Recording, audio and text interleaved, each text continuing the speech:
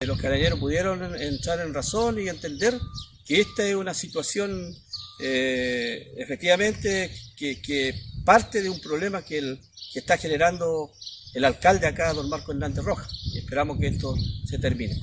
Nosotros hemos dicho de que vamos a hacer ocupación permanente de nuestro espacio, vamos a ir desarrollando diferentes actividades culturales.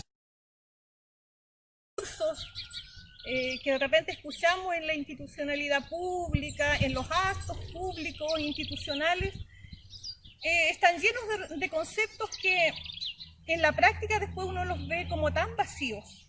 Y somos nosotros, las personas que habitamos los territorios, las que le entregamos el contenido, haciendo cosas, llevando a la práctica esos discursos. Así es que también es una forma de decirle a las autoridades locales que la tosudez, que las amenazas, que la discriminación no son elementos para construir una relación armoniosa dentro del territorio.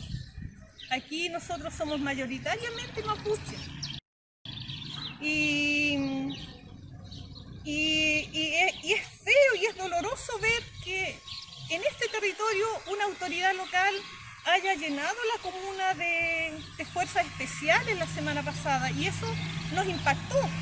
Yo no había estado nunca en este lugar, pero ese hecho que me pareció tan violento de verlo por las redes sociales me trajo hasta acá y me compromete a llevar a la práctica eso que tenemos nosotros como mapuche en el piuque, en el corazón, que es el queyugún, el apoyarse.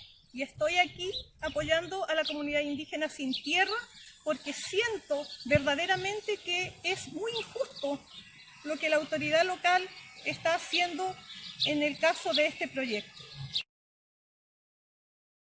Peñi, Arimari Pulamien, Arimari Tulonco, mi nombre es Cristian Millán, joven de la comuna, huechafe de esta comunidad, y quiero hacer un llamado básicamente a todos nuestros pueblos en general, no solamente a nuestro pueblo galvarino, sino a nuestra comuna aledaña Galvarino, hacer un llamado a nuestros jóvenes, a nuestros niños, a nuestros loncos, a nuestros machis, a apoyar, estar más que nunca unidos para hacer esta lucha contra el pueblo opresor en este caso, que fue, y bueno, todos lo vieron el día viernes, que fue una represión tremenda, un golpe tremendo al racismo para nuestra comuna, para nuestros peñis, en realidad, para nuestro pueblo.